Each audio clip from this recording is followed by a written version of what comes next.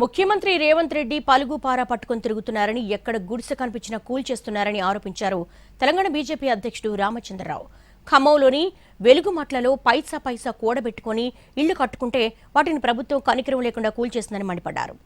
వెలుగుమట్ల భూ బాధితులకు అండగా ఉంటామంటున్న రామచంద్రరావుతో మా ప్రతినిధి భూపాల్ ఫేస్ టు ఫేస్. నగరానికి సమీపంలో ఉన్న వెలుగుమట్ల భూముల వివాదం రోజు రోజుకి పెరుగుతుంది. ప్రధానంగా ఈ భూములలో పేదవాళ్ల ఇళ్లను కూల్చివేయడంతో అన్ని రాజకీయ పార్టీలు దీనిపై దృష్టి సారించాయి. ప్రస్తుతం బీజేపీ రాష్ట్ర అధ్యక్షులు రామచంద్రరావు కూడా ఈ వెలుగుమట్లలో కూల్చివేసిన భూదాన్ భూముల్ని పరిశీలించారు. అదేవిధంగా బాధితులతో మాట్లాడారు. దీనికి సంబంధించి ఆయన అడిగి మరిన్ని వివరాలు తెలుసుకోవడం ప్రయత్నిద్దాం. సార్ చెప్పండి సార్, ఏంటి పరిస్థితి? మీరు చూసిన తర్వాత మీకు ఎట్లా అనిపించింది? మన ఇల్లు చూస్తూనే ఉన్నాం. 1,00,000 రూపాయలు పెట్టి బీదవాడు, కూరగాయలు అమ్ముకునేవాడు, అమ్మాలి పనిచేసేవాడు, కూలి పనిచేసేవాళ్ళు ఈరోజు వాళ్ళు ఇల్లు కట్టుకుంటే గత 8-9 సంవత్సరాల నుంచి ఉంటుండే వారు నిర్దాక్షంగా పోలీసుని తీసుకొచ్చి కూలగొట్టడం జరిగింది. వాళ్ళు ఏం తప్పు చేశారు?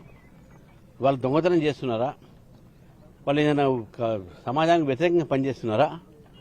వాళ్ళు ఎందుకు ఈ విధంగా ఇల్లు కూలగొట్టారు? మీరు చూడండి, ఎంత పేద ప్రజలు కింద రోడ్డు పక్కా ఇల్లు కట్టుకునేది పాపం వాళ్ళు.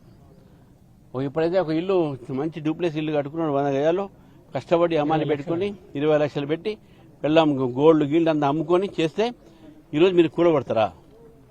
అంటే ఇది నిజంగా ఈ ప్రభుత్వానికి మానవత్వం లేదు. ఇంతకుముందు చెప్పినట్టే రేవంత్ రెడ్డి గారు గడపార పెట్టుకుని తిరుగుతా ఉన్నారు రాష్ట్రం అంతా. ఎక్కడ ఇల్లు పడితే కూలగొట్టడమే. ఈ కూలగొట్టడం తప్ప ఏం లేదు. అదే మాకు ఇప్పుడు చెప్తా ఉన్నారు మా మిత్రులు.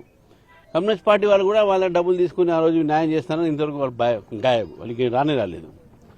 కాబట్టి ఈ యొక్క బీఆర్ఎస్ కానీ కాంగ్రెస్ పార్టీ కానీ రెండు పార్టీలు కూడా పేద ప్రజలకు వ్యతిరేకంగా పనిచేసినాయి. అంటే ప్రభుత్వం ఇది ఆక్రమణలు అని మేము వాళ్ళకి వేరే డబుల్ బెడ్రూమ్లు ఇస్తామని హామీ ఇస్తుంది. దీన్ని ఎలా చూడాలి?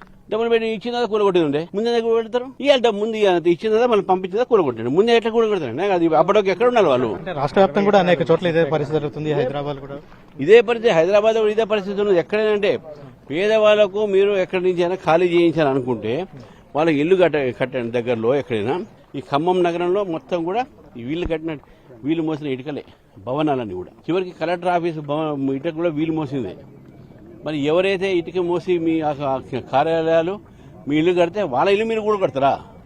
అంటే దీని వెనక ఏముందని మీరు భావిస్తున్నారు? ఏంటి పరిస్థితి? మీరు వాళ్ళతో మాట్లాడారు. రియల్ ఎస్టేట్ వ్యాపారులు ప్రభుత్వం మీద ఒత్తిడి తీసుకువచ్చి ఈ ప్రభుత్వం రియల్ ఎస్టేట్ ప్రభుత్వంగా మారింది.